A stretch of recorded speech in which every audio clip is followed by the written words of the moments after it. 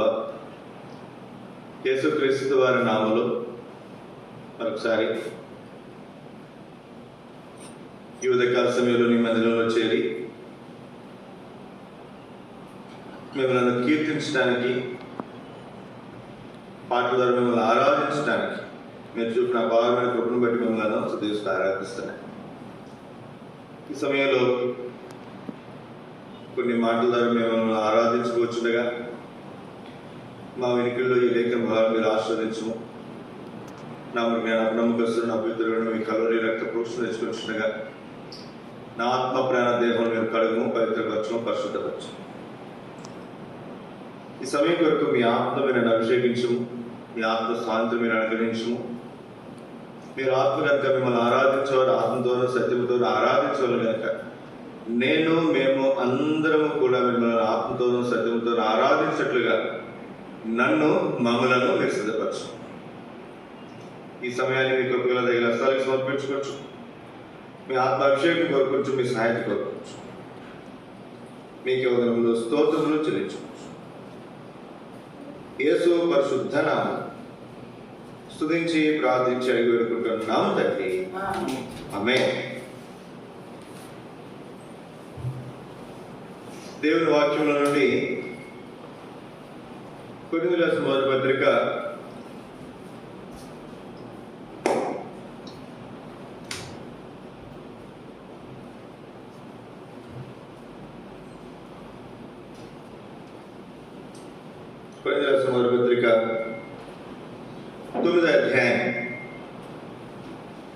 9వ అధ్యాయము 6వ వచనం 16వ వచనం మరొకసారి అందరం కలిసి చదువుతున్నాం.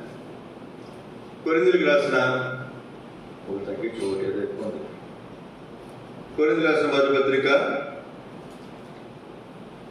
9వ అధ్యాయం 16వ వచనం అందరం కలిసి చదువుకుందాం మరొకసారి. నేను సువార్తను ప్రకటించుచున్నాను, నాకు అతిశయ కారణం లేదు. సువార్తను ప్రకటించవలసిన భారం నా మీద మోపడినది. అయ్యో, నేను సువార్తను ప్రకటింపకపోయిన ఎడల నాకు శ్రమ. నాకు జ్ఞాపకం వరకు లాస్ట్ ఇయర్ సువార్తకు ముందు కూడా ఈ వాక్యాన్ని ఆధారం చేసుకుని కొన్ని సంగతులు మనము అప్పుడు ధ్యానం చేస్తూ వచ్చాం. సువార్త ఈ ప్రోగ్రాం కూడా మరి ఈ వారం మన సువార్త దండయాత్ర మనం కలిగినాం కనుక ఈ మాటను ఆధారం చేసుకుని కొన్ని తలపులు మనం చూడటానికి ప్రయత్నించాం. ఇక్కడ ముఖ్యమైనటువంటి మాట సువార్త ఏంటంటే సువార్త. నేను సువార్త ప్రకటించుచున్నాను, నాకు అతిశయ కారణము లేదు. సువార్త ప్రకటించవలసిన భారము నా మీద మోపడినది. అయ్యో, నేను సువార్తను ప్రకటింపకపోయినట్లు నాకు శ్రమ. 3 సార్లు ఈ వచనంలో ఏముందండి? సువార్త. అపోస్తలుడైన పౌలు కొరింథీయులకు పత్రిక రాస్తూ సువార్త ప్రకటన గురించి ఎంత ప్రత్యేకంగా మాటలు రాస్తున్నారో చూడండి. సువార్త, సువార్త, సువార్త. అసలు సువార్త అంటే ఏంటి? దేని గురించినటువంటి వార్తలు? కొన్ని సంగతులు కొంతమందికి ఇష్టాన్ని కలిగిస్తాయి. కొన్ని సంగతులు అవే సంగతులు అందరికి ఇష్టాన్ని బహుశా కలిగించకపోవచ్చు. ఉదాహరణకి పరీక్షలు రాసిన పిల్లలు బాగా చదివి మంచి మార్కులు వస్తాయనుకున్న వాడికి రిజల్ట్స్ ఏం కలిగిస్తాయి చెప్పండి? ఎప్పుడు వస్తాయి రిజల్ట్స్. అలా కాకుండా సరిగా రాయకపోతే ఇంటికడ తిడతారు పడతారని భయం ఉంటే అదే రిజల్ట్స్ అతనికి ఏమనిపిస్తుంది చెప్పండి? ఎందుకు వస్తాయో రిజల్ట్స్, లేదా అప్పు వచ్చేస్తున్నాయి అన్నటువంటి కంగారు ఉంటుంది. అలాగే అన్ని సంగతులు అందరికీ సంతోషాన్ని కలిగించు. ఇక్కడ మనం చూస్తే దేవుని వాక్యంలో సువార్త అనే మాట చాలా ప్రత్యేకమైనటువంటిది. ఈ సువార్త గురించి మనం చూస్తే అసలు దేని గురించినటువంటి వార్తది? ఈ లోపల ఎన్నో వార్తలు ఉన్నాయి. అయితే ఒక మాట ఉంది, అది చాలా ప్రత్యేకమైనటువంటిది. దాన్నే సువార్త అంటాం. సువార్త అంటే ఏంటి? దేని గురించినటువంటి వార్త? మనుషుల గురించిందా?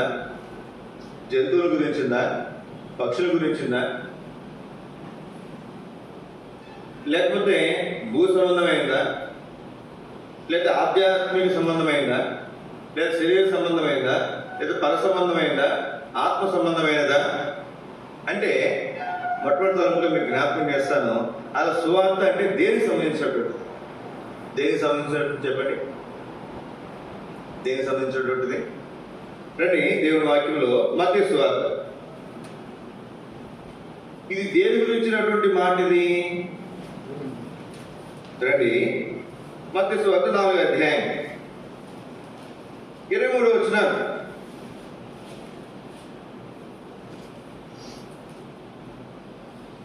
మత్తయి సువార్త 4:23.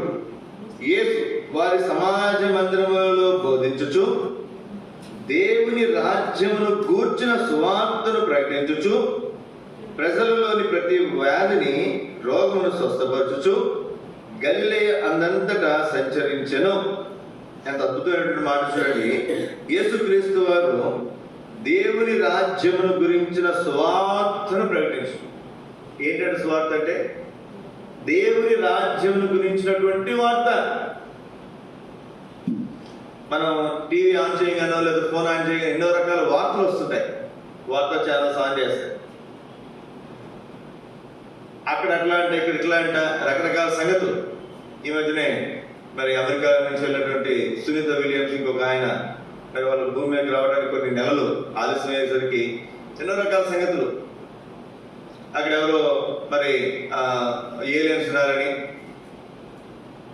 మన భూమండలానికి సంబంధించిన వ్యక్తులు కాదని, వాళ్ళు ఏ సిగ్నల్స్ పంపిస్తున్నారని, ప్రతిరోజు ఈ టైంకి పలానా టైంకి పలానా శబ్దం వస్తుందని, లేదా ఏలియన్స్ అనేవారు మరి అసలు మనకు కనపడుకుంటారని, ఏయో రకరకాల సంగతులు కదండి. భూమి మీద ఉన్నటువంటి సంగతులు మనం వింటున్నాం, భూమికి పైన ఉన్నటువంటి సంగతులు మనం వింటున్నాం, భూమికి క్రింద ఉన్నటువంటి సంగతులు మనం వింటున్నాం. అయితే ఈ సువార్త అంటే ఏంటంటే దేని గురించిన వార్త అంటే అది దేవుని రాజ్యమును కూర్చున్నటువంటి సువార్త. రండి కొంచెం ముందుకు వెళ్తే మత్తయి సువార్త 24వ అధ్యాయం. మత్తయి సువార్త 24వ అధ్యాయం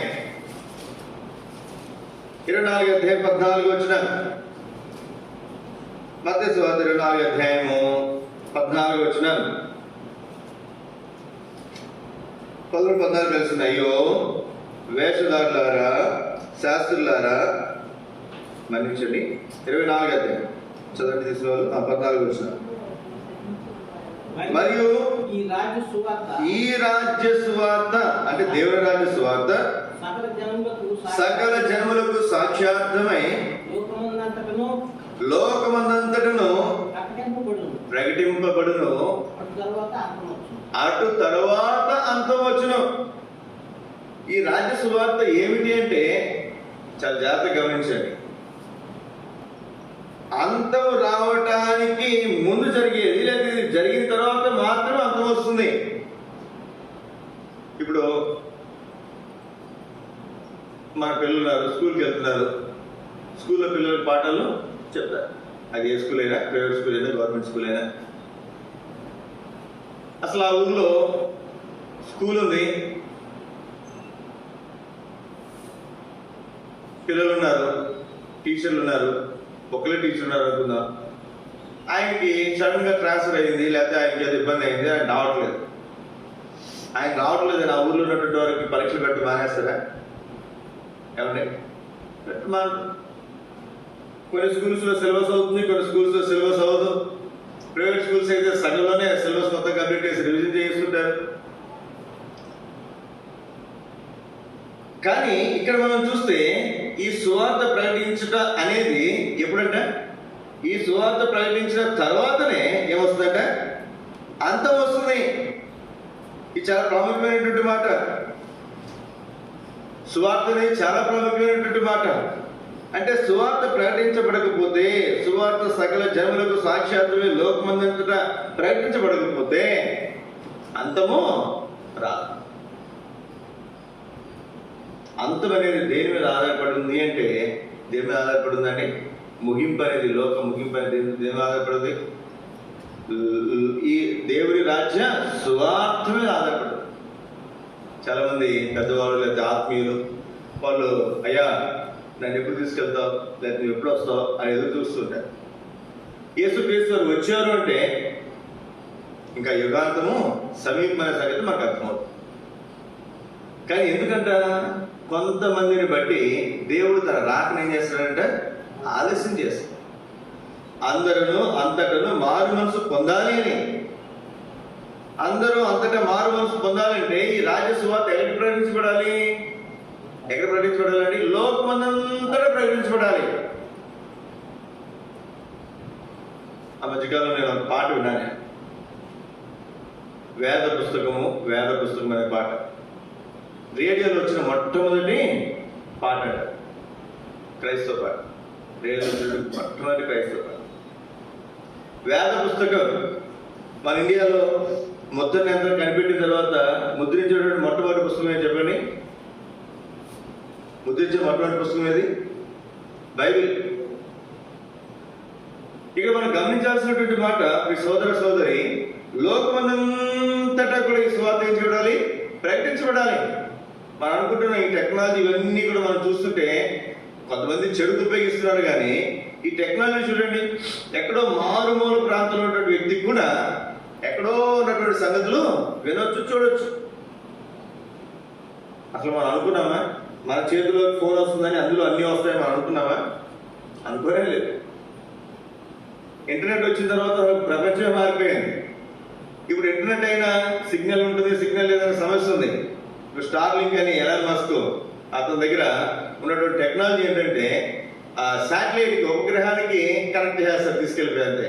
నువ్వు సముద్రంలో ఉన్నా ఇంటర్నెట్ వస్తుంది, అడవుల్లో ఉన్నా ఇంటర్నెట్ వస్తుంది. నువ్వు ప్రపంచంలో భూమి మీద ఎక్కడ ఏ మూల ఉన్నా సరే, సముద్రం మీద ఉన్నా సరే నీకేమొస్తుంది? ఇంటర్నెట్ వస్తుంది. అంటే ఏం చేయొచ్చు? నువ్వు ఏం చేయొచ్చు? ప్రపంచంలో జరుగుతున్న సంగతులన్నీ కూడా నువ్వు వినొచ్చు, చూడొచ్చు. ఇక రాగినటువంటి మాట, ఈ రాజ్య సువార్త ఎక్కడ ప్రకటించబడుతుందంట? లోకమందంతటా ప్రకటించబడుతుందంట. రండి, బహుశా నేను అనుకుంటాను ఈ టెక్నాలజీలు ఇవన్నీ కూడా దేవుడు తన కార్యాన్ని సంపూర్ణం చేయడం కోసమే మరి సృష్టిస్తున్నాడు, లేకపోతే అందరికీ మరి తెలియజేస్తున్న సంగతిని మనం గ్రహించడం చాలా అవసరం. లోకమంతటా ప్రకటించబడాలంటే అక్కడ ఉన్న వాళ్ళందరూ కూడా చూడాలి అంటే వాళ్ళ దగ్గర చూడటానికి ఏదో సాధనము ఉండాలి. అందుకే ఇవన్నీ కూడా మరి కనిపెట్టడానికి మానవులకు జ్ఞానం ఇస్తున్నాడు దేవుడు. ఇంకొక మాట చూడండి, మార్కు సువార్త 13వ అధ్యాయం 10వ వచనం. మార్కు 13:10.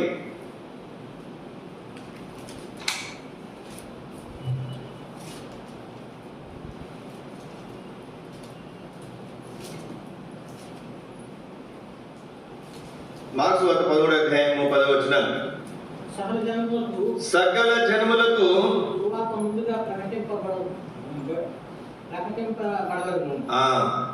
సువార్త ఏం చేయబడాలంట? ముందుగా ప్రకటించబడాలంట. ఎంత ఆశ్చర్యకరమైనటువంటి మాట చూడండి. సకల జనములకు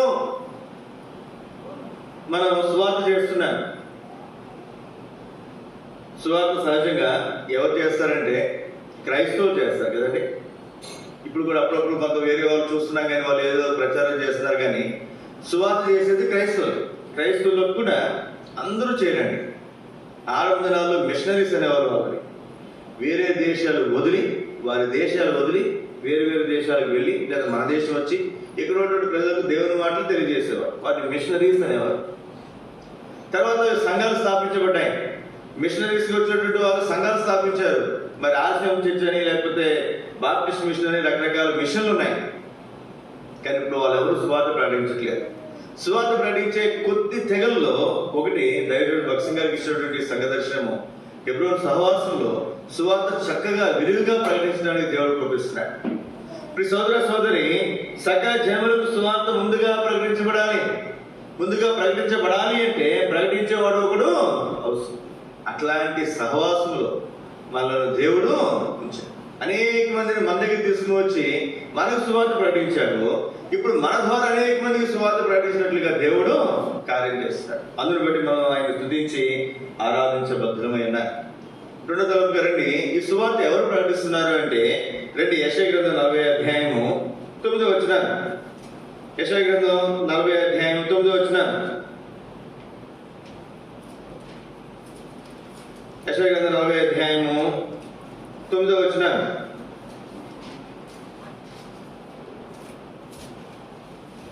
సియోను సువార్త ప్రకటించున్న దాన ఉన్నతోడతం ఎక్కుము, యెరూషలేమా సువార్త ప్రకటించున్న దాన బలముగా ప్రకటింపుము, భయపడక ప్రకటింపుము, ఇదిగో మీ దేవుడని యూదా పట్టణములకు ప్రకటింపుము. సియోను సువార్త ప్రకటించున్నదానా, యెరూషలేమా సువార్త ప్రకటించున్నదానా. ఎవరు ప్రకటిస్తున్నారంట? సియోను ప్రకటిస్తుందంట, యెరూషలేం ప్రకటిస్తుందంట. ఎంత ఆశ్చర్యం చూడండి. ఒక సంఘము సువార్త ప్రకటిస్తుంది, దేవుని మందిరాన్ని మనకు చూపిస్తుంది. సియోను యెరూషలేము దేవుని సంఘాన్ని మనకు జ్ఞాపకం చేస్తుంది. యేసుక్రీస్తు వారు కూడా ఆయన శరీరాన్ని ఉన్నప్పుడు ఆయన శిష్యులను ఇద్దరిద్దరుగా పంపించాడు. ఎంతమంది పంపించాడు చెప్పండి? ఇద్దరిద్దరుగా పంపించాడు. సకల గ్రామాలకు, ఇరుగు పొరుగు గ్రామాలకు ఆయన ఇద్దరిద్దరు చొప్పున సువార్త పంపించాడు. ఇది సంఘము ద్వారా జరుగుతున్నటువంటి పరిచర్య. ఇటువంటి సంఘంలో ఈ సహవాసులు దేవుడు మనం ఉంచాడు. యెషయా గ్రంథం 52వ అధ్యాయం చదవండి, 7వ వచనం. యెషయా గ్రంథం 52వ అధ్యాయం 7వ వచనం. అందరినీ కలిసి చదువుకున్నాను. యెషయా గ్రంథం 52:7. సువార్త ప్రకటించుచు, సమాధానం చాటించుచు, సువార్తమానం ప్రకటించుచు, రక్షణ సమాచారం ప్రకటించు వారి పాదములు, నీ దేవుడు ఏలుచుటాన్ని సీయోనుతో చెప్పుచున్న వారి పాదములు పర్వతముల మీద ఎంతో సుందరములై ఉన్నాయి. మనం మనకు అనుకూలంగా ఈ మాటని ఏ విధంగా చదువుకుంటామంటే, సువార్త ప్రకటించు వారి పాదములు పర్వతముల మీద ఎంతో సుందరములు. సోదర సోదరి, ఉదయకాల సమయంలో ఇటువంటి సుందరమైనటువంటి పాదములు కలిగినటువంటి వారినిగా దేవుడు మనను, మన సంఘమును, మన సహవాసం ఉంచాడు. చాలా మందికి సువార్త ప్రకటించడం అంటే తెలియదు.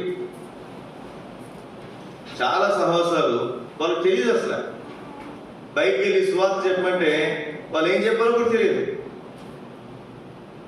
కానీ మన సహవాసంలో నేను ధైర్యంగా చెప్పగలను ఈ మాట, చాలా కొద్ది సహవాసాలు ఉన్నాయి. ఇట్లా వాళ్ళకి సువార్త అంటే చిన్నప్పటి నుంచి కూడా ఇది ఒక బాధ్యత.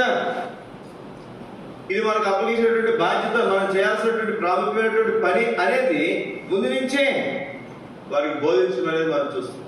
ఇక్కడ మనం చూస్తే దేవుని వాక్యంలో సువార్త ప్రకటించు వారి పాదములు పర్వతం మీద ఏంటంట ఎంతో సుందరములు, ఎంతో సుందరం. అటువంటి సుందరమైనటువంటి పాదములు కలిగినటువంటి సంఘంలో సహవాసములు దేవుడి వలన చేసినందుకు మనం దేవుని స్తుతించి ఆరాధించే వారుగా మనం.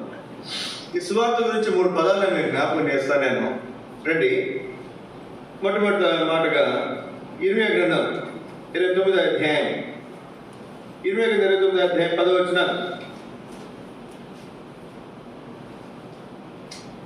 ఇర్మియా గ్రంథం 29వ అధ్యాయం 10వ వచనం.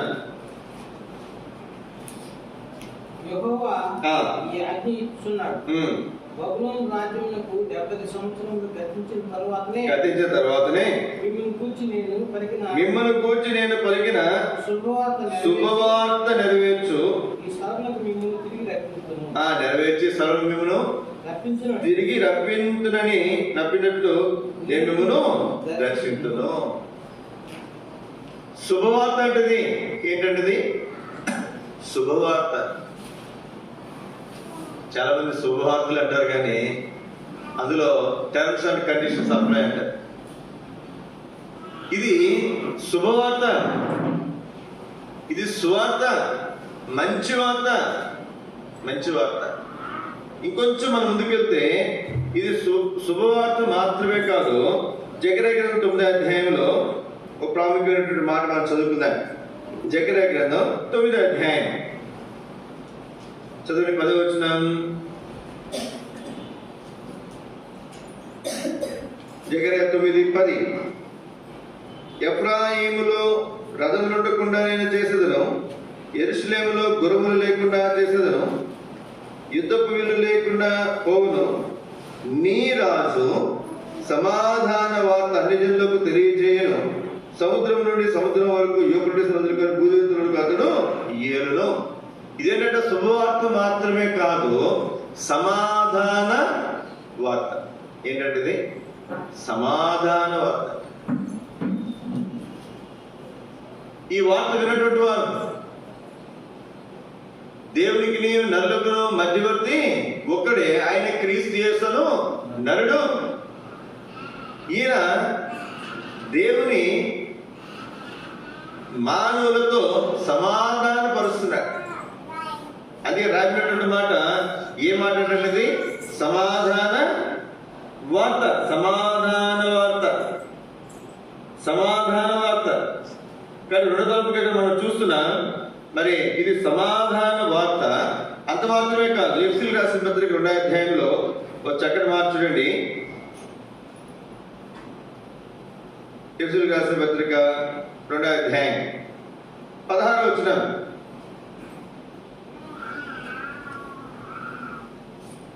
ఎఫెసీయులకు రాసిన పత్రిక 2వ అధ్యాయం 16వ వచనం. ఆ ద్వేషమును తన శిలువలను సంహరించి దాని ద్వారా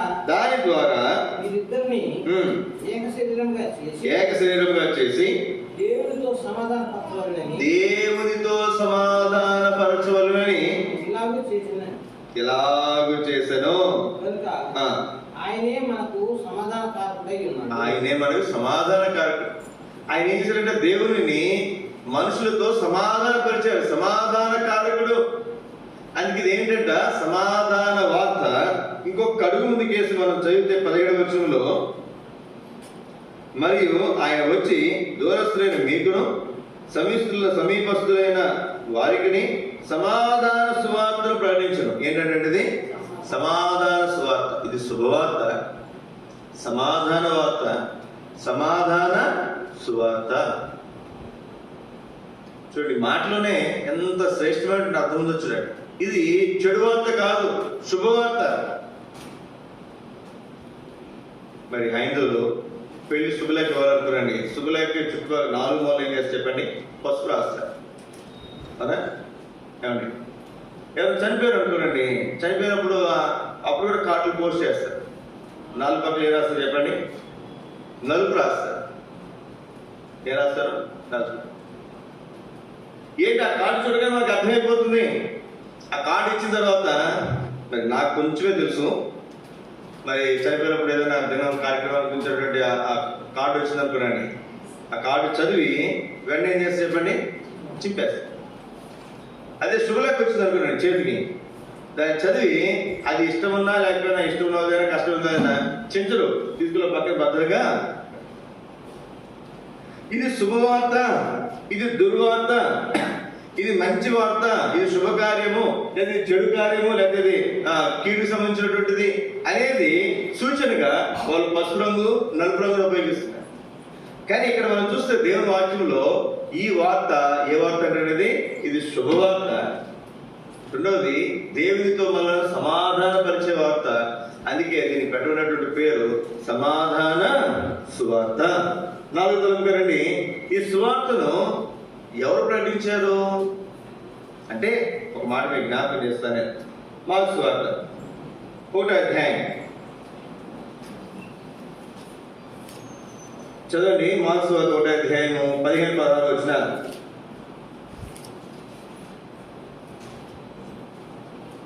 మార్కు సువార్త 1వ అధ్యాయం 15-16 వచనాలు.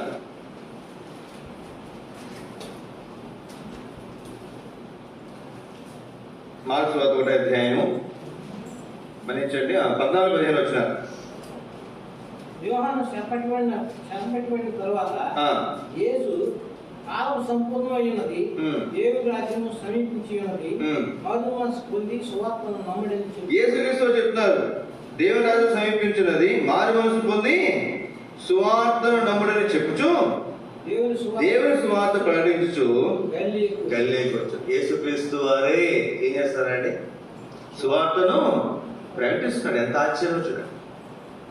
యేసుక్రీస్తు వారు ఈ లోకానికి వచ్చింది సువార్తను ప్రకటించడానికి.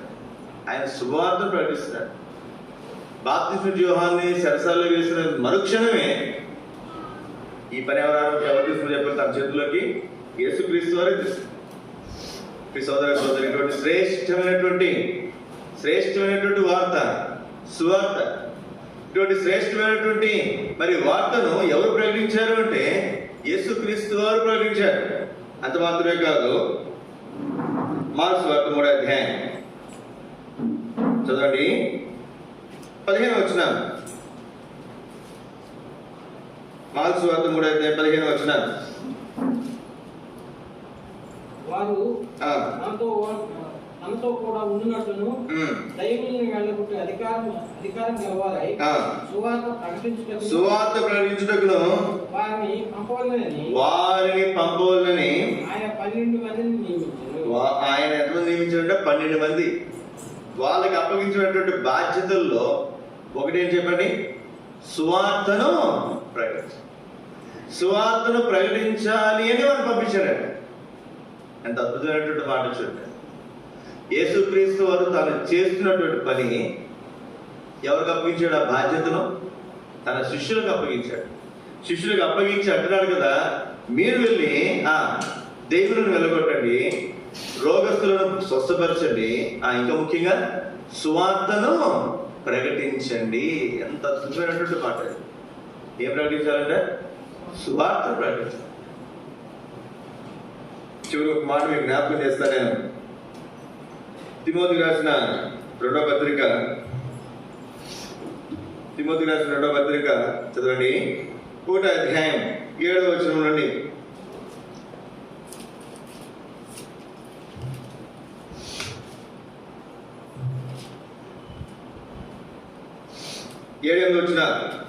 దేవుడు మనకు శక్తియు ప్రేమయు ఇంద్రియ నిగ్రహం గల ఆత్మనే ఇచ్చిన గాని, ఇంద్రియ నిగ్రహం గలటువంటి ఆత్మ ఇచ్చాడు కానీ, శక్తి గల ఆత్మ ఇచ్చాడు కానీ పిరికితనం గల ఆత్మని ఇయ్యలేదు. కాబట్టి నీవు మన ప్రభు విషయమై సాక్ష్యమును గూర్చి ఆయన ఖైదీనైన నన్ను గూర్చి సిగ్గుపడక దేవుని శక్తిని బట్టి సువార్త నిమిత్తమైన శ్రమానుభవములో పాలివాడును. ఇక్కడ చూడండి, దేవుడు మనకు పిరికితనం గల ఆత్మను ఇవ్వలేదంట.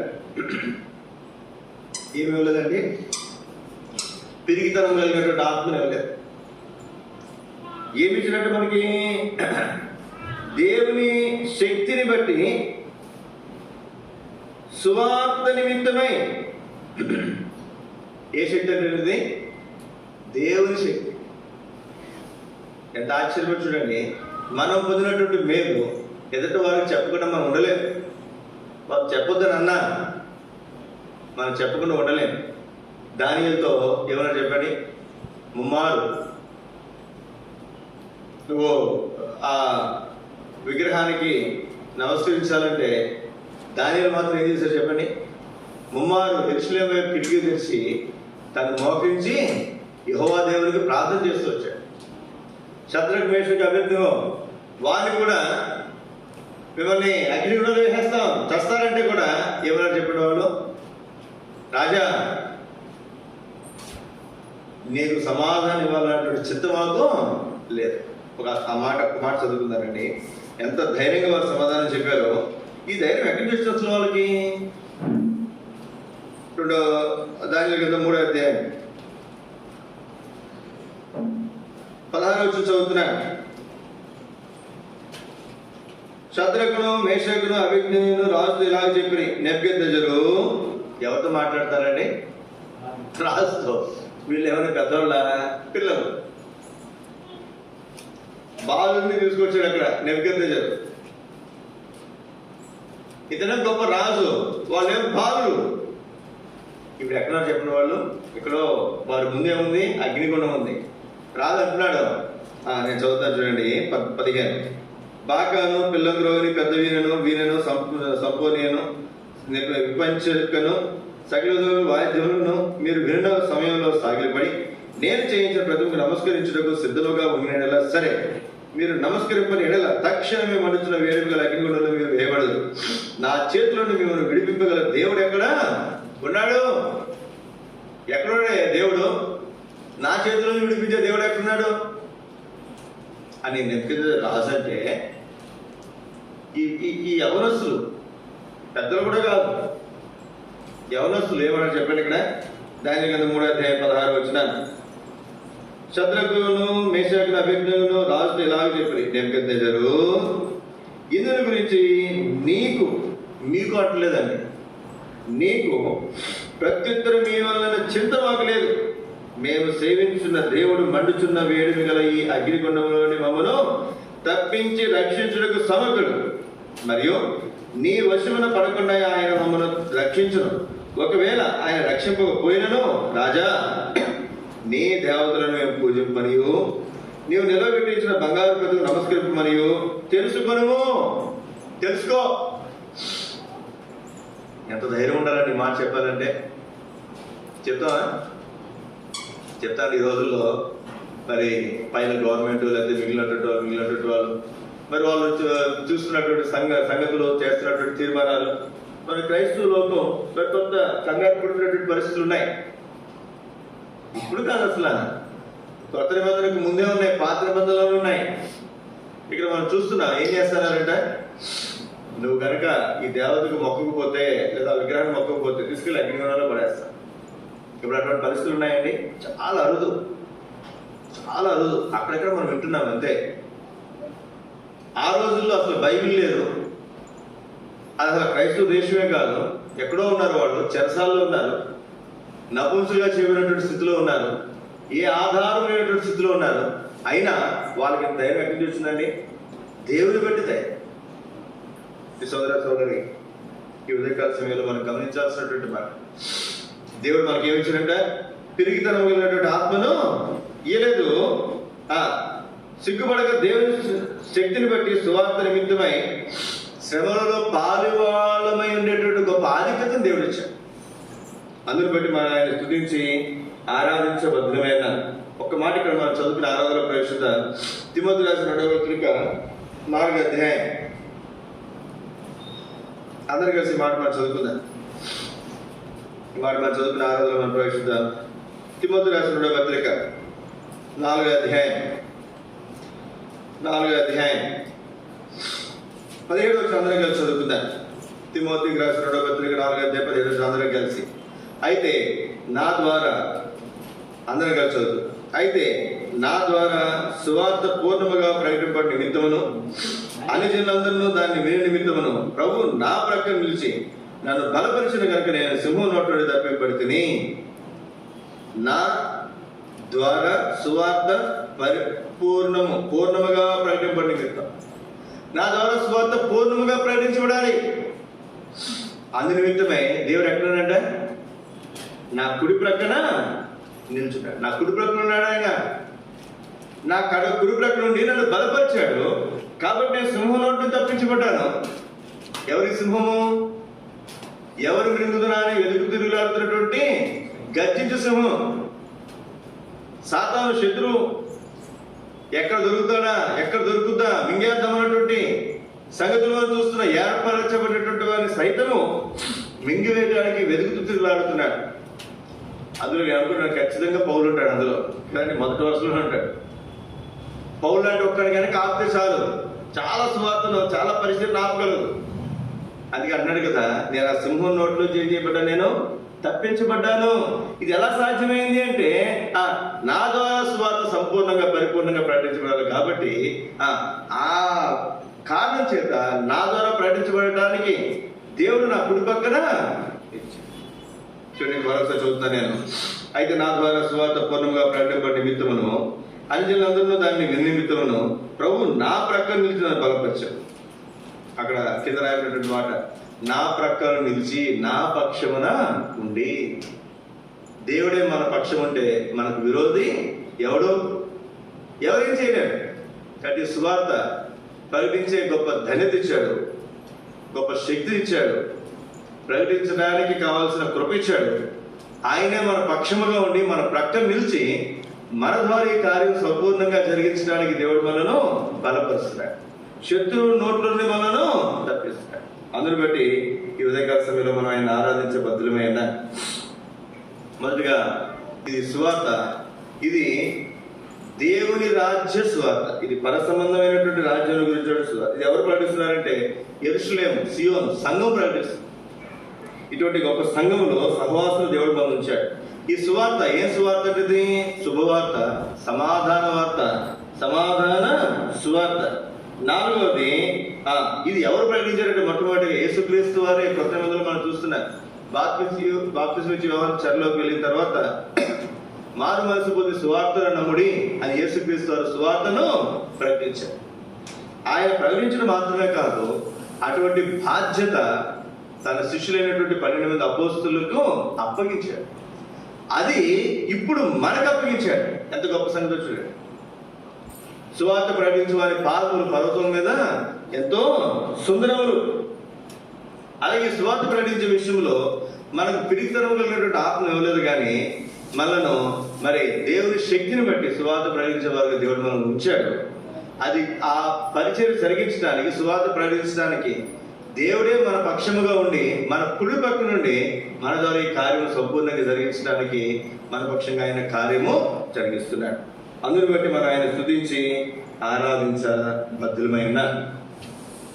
అందులో లేచిన పాట మనం పాడుకుంటా